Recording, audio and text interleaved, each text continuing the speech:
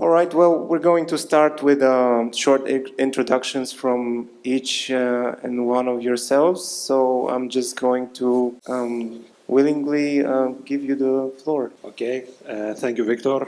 My name is Thomas Papapolizos, and I'm the CEO of Aquant, an algorithmic trading company. We develop solutions for institutional clients and retail traders based on machine learning and artificial intelligence. Hi, my name is Anne Hunt. I'm the CEO of Chasing Returns. Chasing Returns has a trading performance risk management platform, and it's really focused around trading psychology. So we're able to measure behavior, and we're able to predict when traders are about to maybe have some bad behavior based on their trading history. I'm Mohammed Sbir. I'm the Global Head of Brokerage Sales in Equity Group, which you can clearly see around this room. Marketing team did a good job. Basically, we also own the brand Divisa Capital, which maybe some people know here. We act as a liquidity provider, and we also have a retail arm, and we are regulated in several jurisdictions around the world. Okay, I'm Evgeny Sorokin, the head of research and development at DevExperts. DevExperts is a fintech company. We are specialists in trading platforms and wealth management platforms, working with all the financial markets, equities, futures, options, FX, and CFDs. So yeah. Hello, my name is Andrew Lane. I'm the CEO of Acuity. Acuity takes millions and millions of news stories every day and mines it for opinions of positivity, negativity. We then apply that data to hedge funds who trade off it. We then give that data to brokers to create visualizations of how people are feeling towards markets. And we use it in marketing to attract people onto a brokerage platform.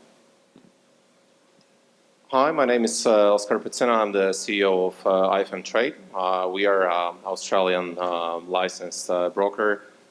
We do cater for both retail and institutional clients across the globe. Our highest growth market at the moment is Asia and in general, like APAC region. But I'm really looking forward to hear some feedback on what kind of tools can increase the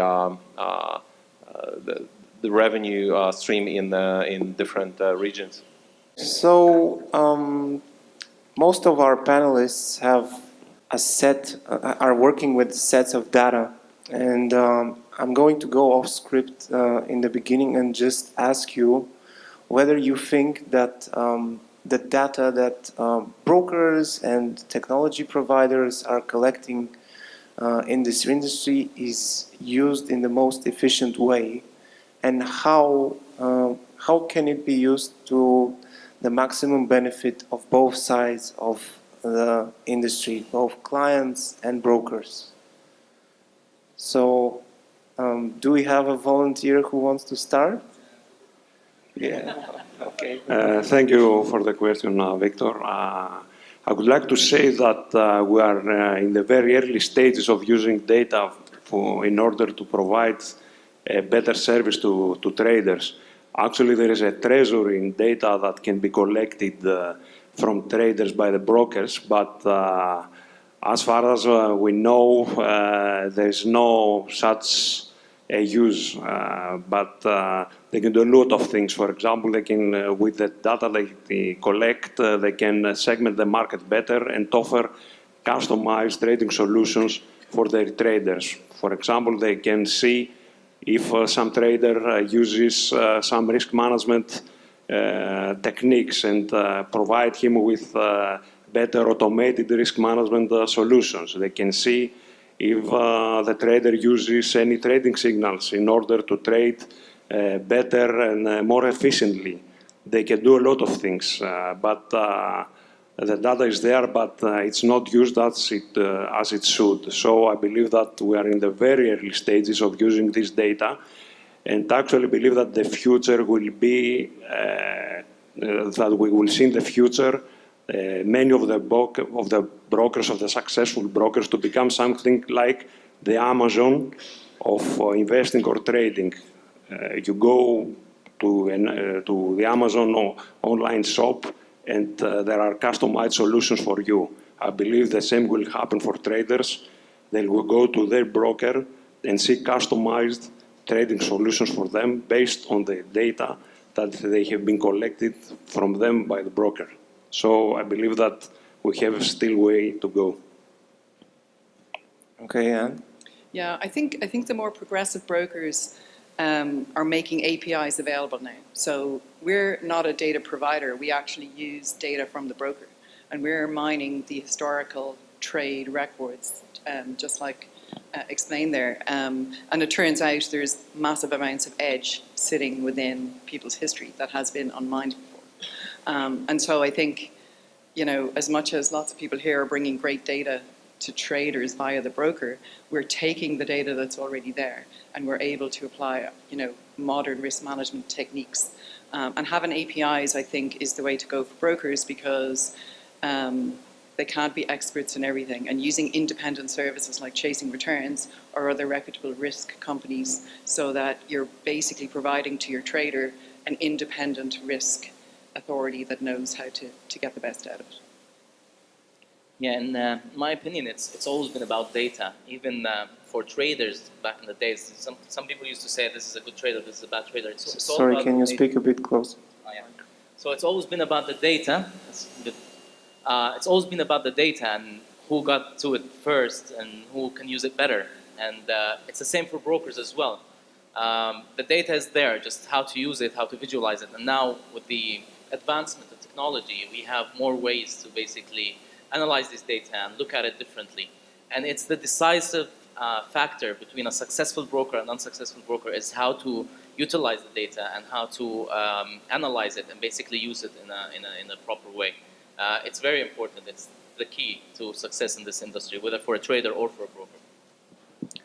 So my colleagues gave a comprehensive answer that data is the new oil. This is indeed true, and software has become a commodity. Nonetheless, most brokers do not analyze, they do not even store the data which exists in their trading platforms. We have touched mostly risk management part, right? So this is definitely what brokers want, but perhaps not what traders want. And data points, they can help here too, right? So virtually everything can be improved with data as long as you have representative data set, right? One of this example which has been mentioned is that trading platforms and the image of the broker in front of the trader should be personalized, right? And this personalization has to be automated based on the user preferences. It can't go static, right? So indeed, it will be the new Amazon.com that brokers should implement under its roof. Okay. My perspective on this is data can be used to understand what a user wants, because ultimately a brokerage is a marketing funnel. And you have a user journey and you use data to change people's behavior along that marketing funnel. And that marketing funnel starts at Google and it takes you all the way through to your landing page, then into your trading terminal where you have trading decisions and you have risk decisions, and then out the other side where the trader's about to blow up and you need to reignite him or prevent him from that. And that is just one long user journey. And you have third-party data like myself that can help in that user journey to improve that user journey and change behavior. And then you have your internal data, which is where brokers are really, really, really bad at. And you can learn from previous users as to what are the preferences, likely preferences of future traders coming through. So if a trader comes through, he's about to burn out, how am I most likely going to make him more interested in trading? Well, on a very basic level, you can look into your CRM and say, right, euro-dollar traders are more likely to have more success trading the DAX. You send him an email, and that's what a trader wants. He wants to learn from the data and be given content, trading terminals, risk solutions, everything that's personalized based off the data you've gleaned from him and previous users. Yeah, I think those are all very good arguments, and I think everyone agrees that the data is king and it's very important. I I recall a conversation that I had with one of the trade repositories back in when I was based in Europe with the local ones, and it was a few years ago, and they openly admitted that they are collecting vast amount of information, but no one ever analyzed that. So it shows how big the issue was in the past with the organization, which was created basically just to analyze the data and was being neglected. I think on the brokerage side, as everyone confirms, the issue is basically the same. The amount of data is widely available. All the brokers have it. They never, they do not use it very efficiently. But I think with the recent development of very loud cases of Cambridge Analytica, it indicates, maybe not in the most positive way, but how powerful the data is. And I think even though in the past people would be able to ignore it and would be able to say, like, yeah, we're still doing fine, like we don't need to invest to overanalyze it, I think nowadays no one can truly ignore it and say that they, or like ignore the potential effect of additional analysis of the data and personalizing the content that they provide. And I think from the client's perspective, nowadays with social media, everyone wants to get the unique content. So it's no longer time where you can send the same email to hundred thousands of clients and they'll, like, you know, they'll just click. This way of promoting doesn't work anymore. Everyone wants to have the unique content, and everyone wants to have something that will be personalized and tailored to their needs. And I think that's the biggest potential nowadays for all the service providers to be able to give the tools for the brokers to be able to use the data more efficiently. So in the current regulatory framework changes, this becomes a key point for a brokerage to survive. And what do you think are the main ways for a broker to differentiate itself and forget about the churn and burn practice that has led us here and reform the industry for the better?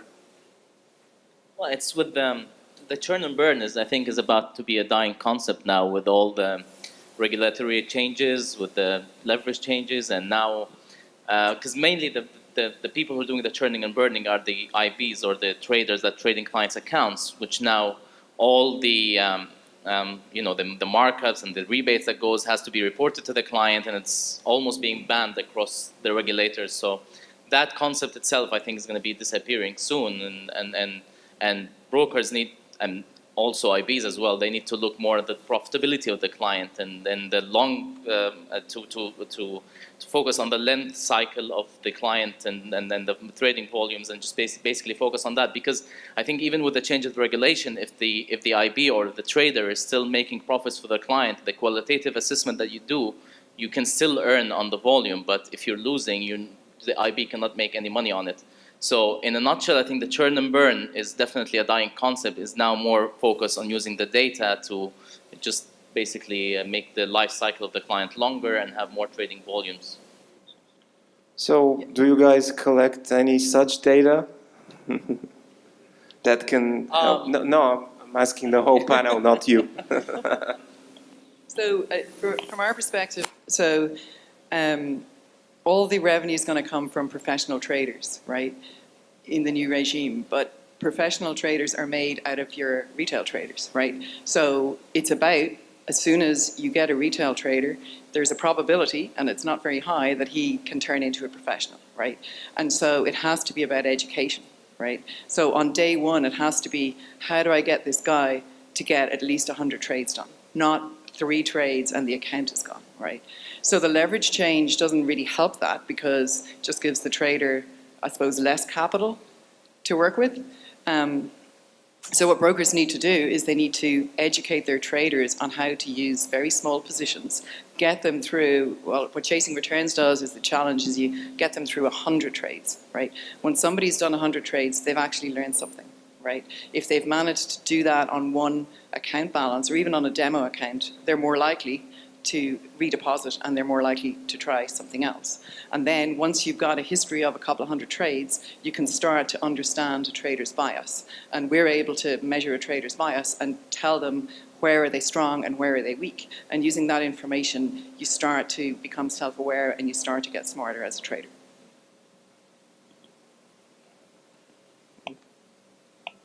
Yeah, I believe the same thing, and I agree with Anne.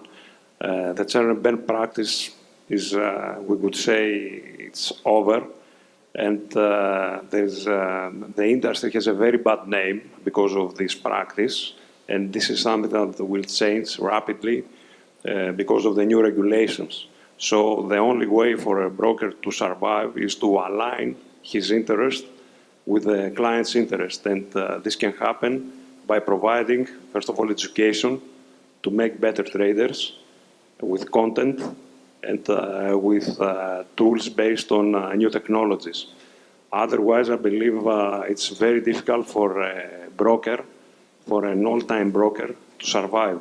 It's imperative to provide education, content, and tools. That's the only way. Let me comment on the previous two speakers.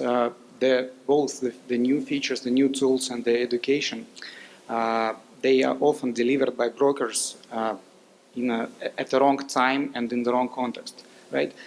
Often brokers, they send the blanket emails inviting you for the webinar, or you have the CRM rule which analyzes, okay, this guy got stopped out, so why don't I give him a call to invite him for the risk session? But that's not enough, right? So the software has to be much more helpful to the trader, right? So it has to be intuitive, clean, and all those nice words. But at the same time, it has to participate in the learning path of the trader, right? So it has to be a number of in-app notifications or announcements which would progressively appear in the trader while he is at his trading activities. And that at that moment you catch him in the right moment, and this is when he's going to actually receive your message. I think there's no like one solution that works for everyone, or there's no one set of data that you can use globally and be successful. And I think the point that you mentioned, Victor, about the regulatory changes, it shows very well that you cannot take things for granted or have like one operational model. If you, for example, if your entire client base it will be in France or Belgium, like you're gonna have some issues with the regulatory changes that were happening recently. So therefore, I think the key to the success is to diversify and to also use different parameters for different clients, which is something that we discussed before the panel, that every single market will be different. And Europe might be a little bit more consistent, but even within Europe, there are some differences. But if we go like further away, you need to operate in a different way in Asia and provide different tools. You need to operate differently in Australia, in Malaysia, Thailand.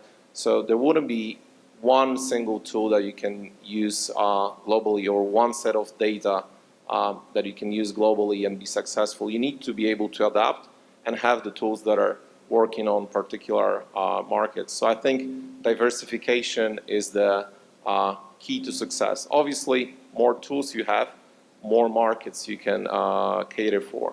But I believe a part of, trading platform, which is commodity, and you need to have something that everyone knows. When it comes to tools, you need to be able to diversify and specialize, be a global company, but with a local approach on the local markets. My opinion on that is that most brokers manually try and understand what if you look at this topic of this discussion, what do traders want? Most people in this expo try and do it manually, and I would imagine the likes of the big companies like Plus 500 have automated the whole process, and they're learning every day what a user wants. So what you were saying about differentiating between regions, well, most brokers will manually decide, right, this client needs technical analysis, but Chinese clients like oil. Well, actually, you should be using data to make those decisions, and that's what I would assume the likes of Plus 500 are doing. And then taking Evgeny's comment, what I would say, that's about contextualized content. People believe that you can email, or you can do this, you can do that, but you're reaching out to the client in a certain way. Well, the end game is to be able to deliver content at the right time, through the right method, with the right content to impress the user, to change his behavior. And that's like the future, what your platform is trying to do as well. I think Andrew made a very good point that at certain scale you cannot do things manually, and I think automation, a part of data, then you need to be able to have some form of automation to be able to translate it and diversify it to different markets.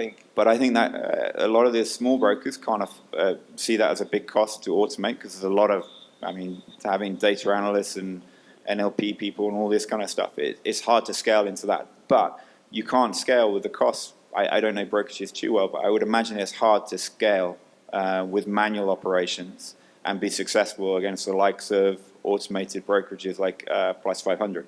Yeah, I agree. And I think long term, it's actually most expensive solution to do it manually.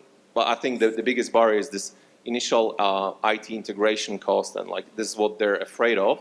But long term, obviously, doing it manually will be more expensive option. It's definitely what all the brokers need to be investing in, to be honest. Instead of spending all the money on marketing, you need to invest in basically the data and the technology to support that. Yeah, because I think it's not about acquisition anymore, it's about retention. And retention is going to be the most successful for the brokers who know their clients the best. And knowing your clients the best, you just need to understand, from morning to night, what are they thinking, what are they doing, how are they behaving, are they having a good day? If you're picking up the phone to a high net worth, you need to know, did he just, blow up his account, or has he had 10 winners in a row, right? It's really the context of exactly what's going on in a trader's life is what your trader expects when you pick up the phone to them. And I think that's the future. So, should brokers be more proactive, and are they allowed to under the current regulatory framework? This brings me to this fine line, and perhaps you mentioned that automation is a key part of this, and this is especially valid in the institutional trading world. So, could you share with us some more insight? Perhaps we start with you, Thomas. I believe that there is a very big trend out there, and not only in the trading business, and it's called the democratization of technology and tools. We've seen many businesses that tools based on machine learning algorithms, on very big data, on very big infrastructure, to come down to the average user at a very small cost. The same happens and will happen in the trading business, and within the next couple of years, it will be possible for the average retail trader to use machine learning-based tools, artificial intelligence algorithms, very big data, clean data, and very big infrastructure at a very small cost in order to compete against big institutions. For example, we can see that the trading revenues and mostly the trading profits for all the big investment houses like Goldman Sachs, like JP Morgan, they are not like they used to be. They are much smaller. And one reason for this is that you have this very big trend called democratization of tools, where you can have small teams of people, even individuals, to come and compete in trading with very big houses like JP Morgan, like Goldman Sachs. It's doable, and there is no such symmetry of tools and data than it was before 10 years ago. So this is a very big trend out there, and we'll see this happening more and more in the trading business. Okay. Yeah. Should brokers do that? Definitely. There is no other option, and a word of warning here that most brokers, they can't simply rely on the technology provider to do it for them, right? So if you run your proprietary trading platform or you run the off-the-shelf product, don't just expect that, okay, one day your technology provider would start doing all these things and you would be able to leverage what he has done for you and you would concentrate on the financial services. No, if you want to keep monetizing your user base, you should start collecting this data now, right? And if you, let's say, even if you run your MT4 server, right, just looking into the trades which MT4 stores for you isn't enough, right? So in the runtime of MT4, there is much more data available for you to collect and to act upon, right? And if you don't catch it now, it's lost. It's gone forever. So if you want to be in this game, you should start investing into the data storage and analysis as soon as possible. Yeah, and I want to also agree with Frank here. It's not just about automating the process. It's also about investing in also forecasting tools like AIs and basically machine learning. Because not just automation, I think, is kind of a scientific fact now. Everybody has to do it. But investing in what can forecast based on the data we have, because machine learning and AIs is, I think, the future of the industry, and the brokers should all shift to that, and even the traders. I mean, developing these tools should be more focused on machine learning and AIs more and more. So Andrew has, I'm sure he has something to say on this matter. I would just agree. But the problem when you have tools or whatever it is and you deliver it to a client, they somehow expect a magic bullet just be solved. Yeah. And the only thing I'd add to what Evgeny said was to have a chief data officer. A lot of these guys have said, well, you need to use automation in this, in this, in this. But actually what you need is someone in your company that has an overall picture of your whole brokerage and can understand how AI can be used across the whole user journey and client journey. Some of these brokerages are very, very big, but I'm guessing they haven't got someone, a chief technology officer or data officer, who understands the whole journey, who can talk to Evgeny about platforms, can talk to Anne about risk management, and et cetera, if that makes sense. I agree with Andrew that it would be crucial to be able to identify right tools and build the infrastructure to use them efficiently. So I think this is a crucial element for every company to be able to make smart decisions and select the tools that are efficient. On the other side as well, I'm happy to see that the fintech is growing rapidly because there's more competition, so their tools are getting better for both brokers and clients, and hopefully with more and more users, and it's getting back to the point of democracy, so to say, within fintech industry, the prices will be lower as well. So it will be easier to digest for a lot of smaller brokers who are not privileged to have bigger budgets to be able to implement those tools as well. So I think everyone will benefit from that solution. I think that's probably the trend in the next couple of years. I think all the rest, spreads or marketing methods, we already squeezed it all out to the maximum. So I think the fintech side of the business, that's the next area of growth. Sounds like utopia when democracy is falling apart all over the world. Suddenly the trading industry is going to reverse that trend. Can we speak about some some successful examples of how this has actually happened in cases that you have seen in real life? This has nothing to do with what we do, but I used to work on JP Morgan's trading floor in New York a little while ago. But we were talking about professional trading floors now, and actually retail traders have way more access to stuff that, say Twitter, right? So you can't see Twitter if you're on a trading floor, right? So that's a classic example of, the democratization has gone, full circle almost, and there are certain advantages to being retail trader now as opposed to being professional trader, which I think is quite interesting. Yeah, the biggest disadvantage that I can think of is that they don't have the capital to move the market. So, so essentially, how can we prove to the traders that they have a fighting chance today?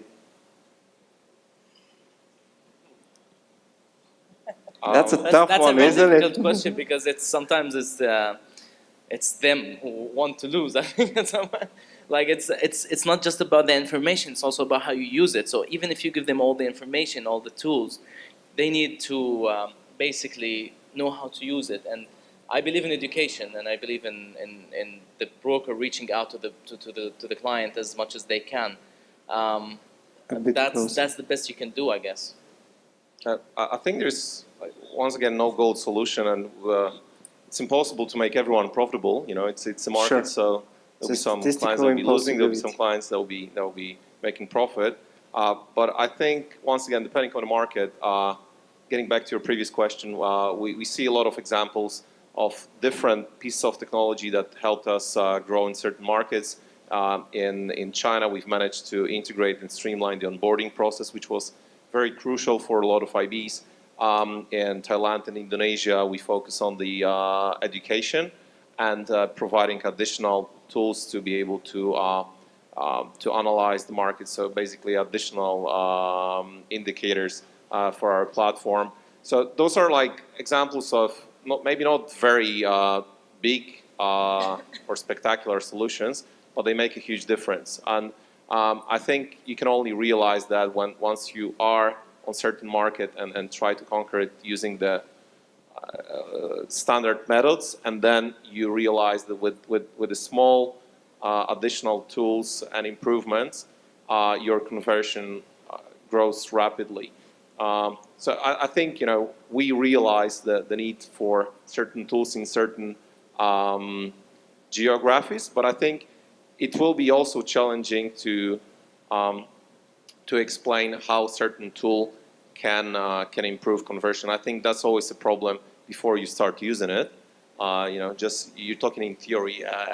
This tool is gonna, like, you know, double your conversion, but until you start using it, it's always a challenge to convince about the effect of it. And the effect will be different on different markets. In different geographies. Okay.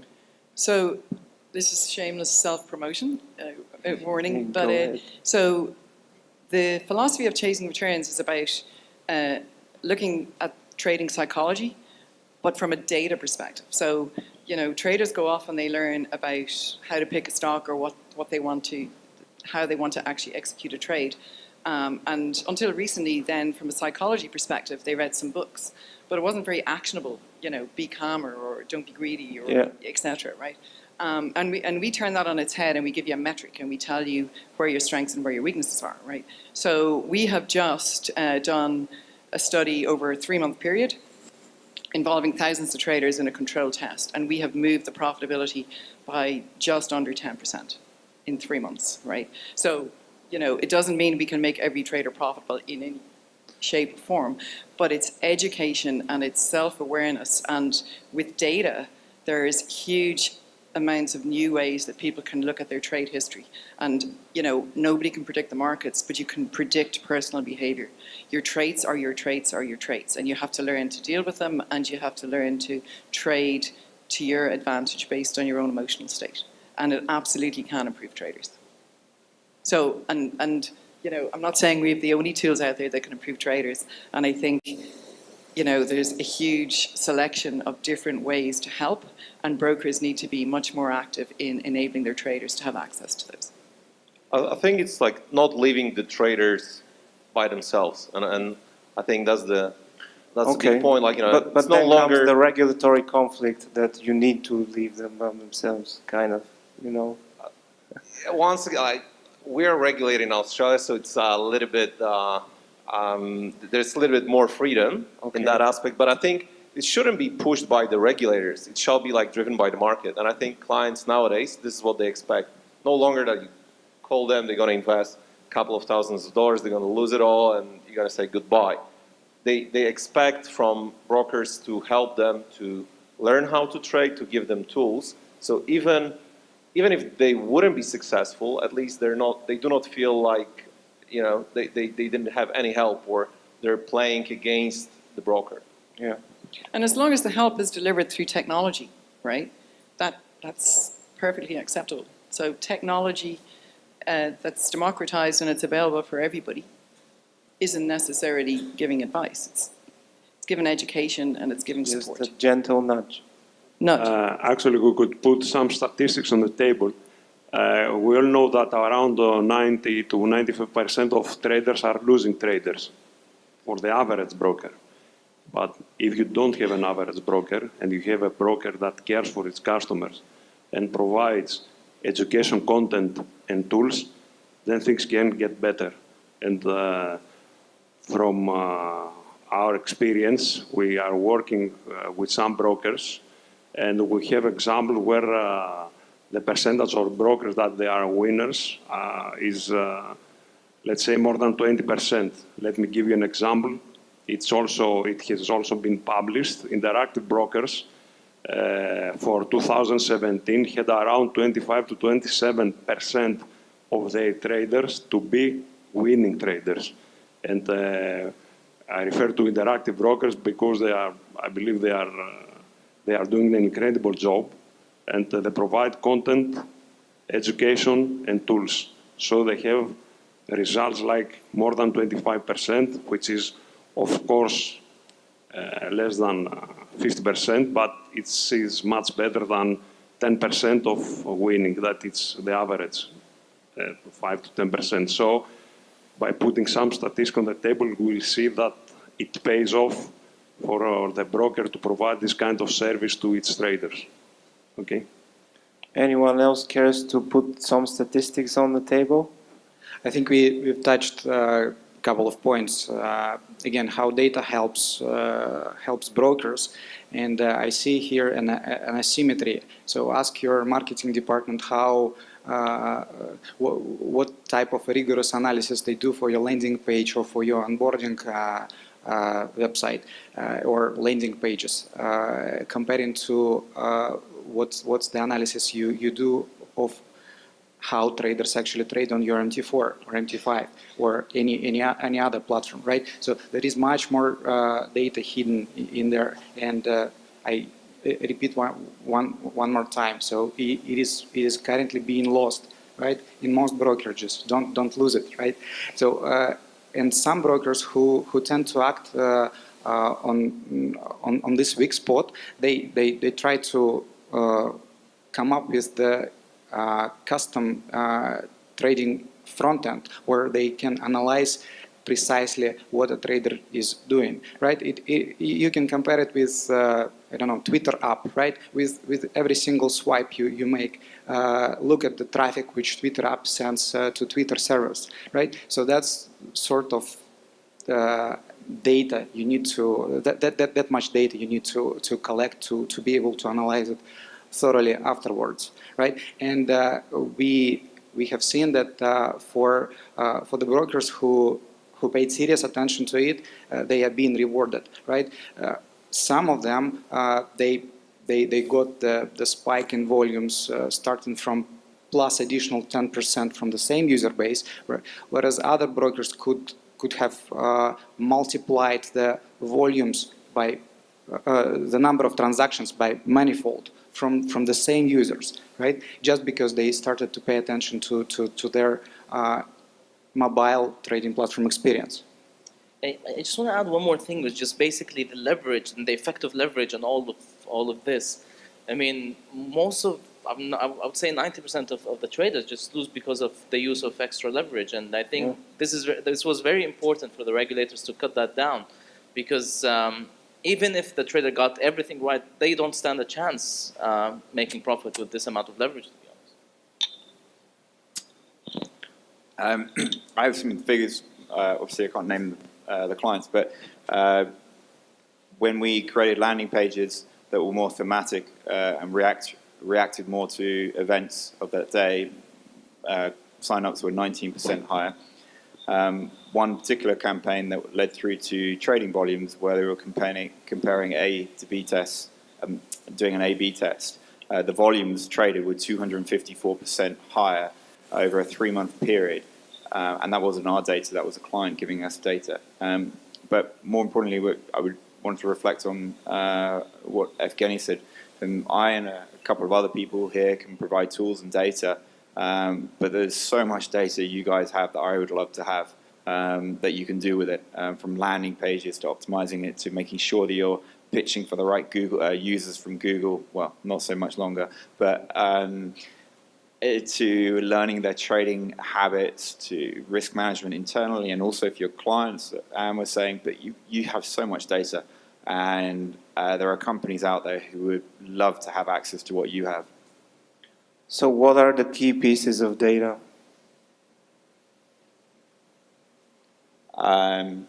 Well, you can look at Cambridge Analytics, see what they did. So if you look at Cambridge Analytics, they learned what a typical user would be by taking the data from Facebook. Those kind of things have been available, and I'm sure advertisers here, the brokers, know what you can get from Facebook, those kind of data points. And with that, you can learn a lot about who's coming on. Then you've got data on your MT4. Evgeny can probably tell you more about what data is available by MT4, but there's a wealth of information on there that you can do risk management, and then also churn analysis. How and when are your traders falling off? Use that data for MT4 to prevent that. Evgeny, can you? Well, that's a broad topic, right? I can't really narrow it down to what data is important and what's not, right? So virtually, like I said in the beginning, virtually everything can be improved with data. So Yeah. it's the new oil. Right. Okay. I think from a broker perspective, it's a bit different. Just to profile the client, they look at a few key elements, which is also something the regulator looks at, and categorization of the client, which is the wealth of the client, the total wealth of the client, the trading history, the instruments that they trade the most, and this just helps basically profile the clients.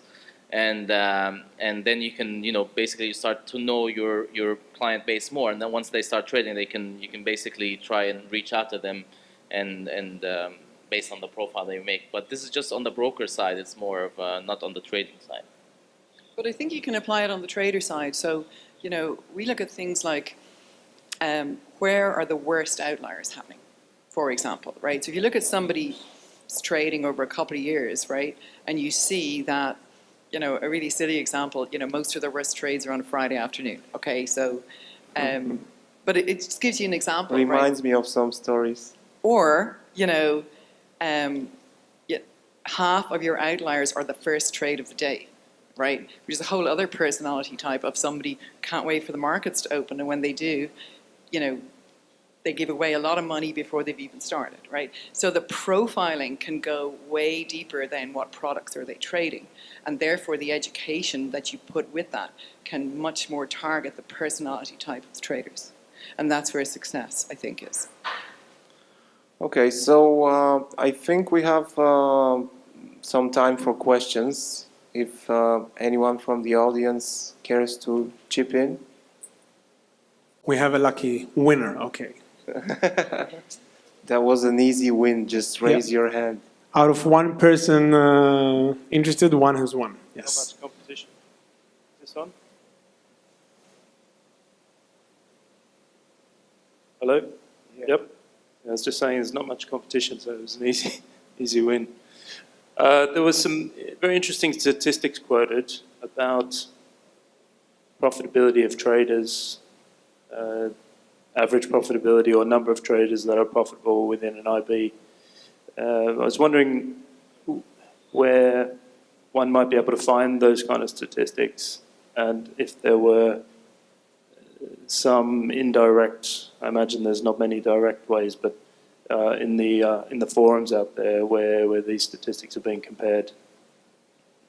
I think this kind of information, obviously, brokers, they do not want to share unless they have to. That's why I asked the question, yeah. Well, I think but some of the information now, you'll have to disclose it, I think, within the next few months. Yeah, in the new regulation, every broker that's FCA regulated has to publish their profitability number for the last quarter. And that's going to be, I don't know what date it's going to be live, but it's coming soon. Very soon. So Which regulation is that, and where would it be published? All Europe. All of Europe. In certain jurisdictions, actually, this type of information was forced to be published already a few years ago. A good example is Poland. So all the Polish brokers, they were obliged to publish this type of information. And I think outside of that, you can, to a certain extent, try to get this information from the companies that are publicly listed.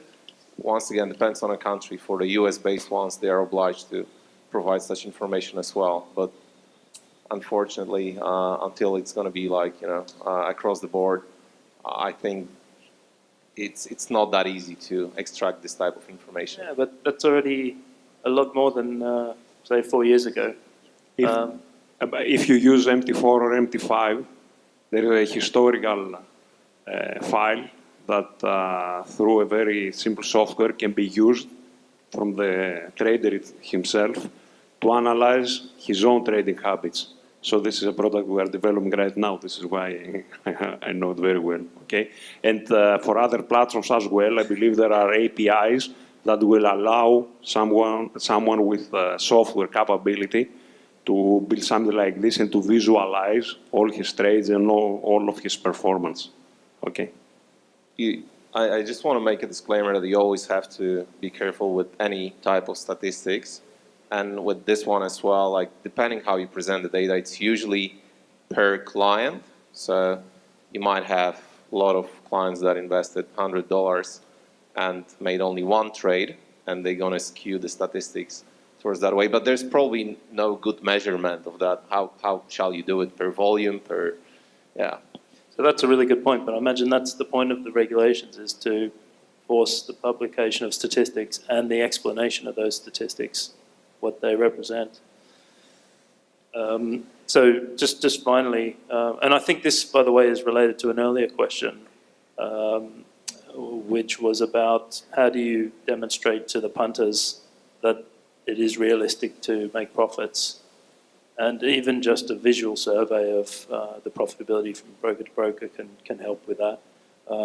But just to wrap up this question, where would you find the statistics being published in response to the regulations? On company web pages or annual returns? Yeah, I think what it says is they must publish it on their company page, and it's not live yet. It's within the next 8 weeks or something. Yeah, the next 2 months max. Yeah.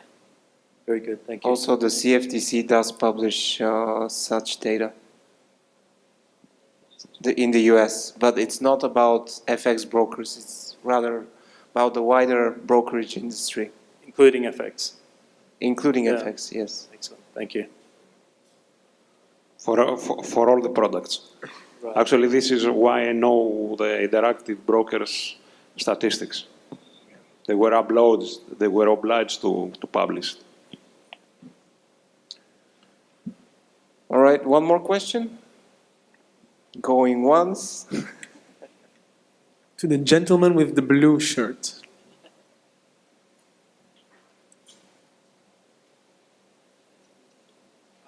I think it's great that there's so many thought leaders that are trying to move the industry in a great direction. But from a service provider's perspective, a lot of brokers give you a bit of, I don't know what the right word would be, but they push back when you ask for this data. So moving into this, maybe new utopian direction that we'd like to go in, do you think brokers are going to open up to all of the information about traders, help service providers help them and help their traders? I think, if anything, the brokers will use this information internally, but I don't see them disclosing it to service providers unless there will be some benefit of that. So if that was your question. Well, yes, we're talking risk management from one perspective, and allowing that information to be passed out to a third party that has greater knowledge about it than the broker themselves. I guess the risk management is probably the only area where it is internally used by service providers. Obviously, there's always confidentiality clauses, and you cannot disclose it globally. But for a lot of companies that professionally do risk management for multiple brokers, they actually obviously use the knowledge that they have on particular market or particular behavior. It's their know-how to a certain extent. So I think big service providers, they'll be able to monetize on having multiple clients. But on a single basis, I do not see the way the brokers will share the data, a part of trade repositories. But once again, I think this information is not publicly available or not even available to service providers. It's just stored by regulators. So, Perfect, thanks. So can I just comment on that? I think there are brokers making APIs available, and obviously contractually in terms of how much you can use the data and all of the rest is part of the negotiation. But I think the visionary brokers know it's the right thing to do. Their traders are getting access to better tools, and I think kicking and screaming, everybody else is going to have to follow, because every single broker can't build their own in-house technology to compete with external fintech technology companies, probably like yourselves, who are able to do something better than broker can do it. All right. Well, thank you very much for your participation in this panel, and thank you for listening.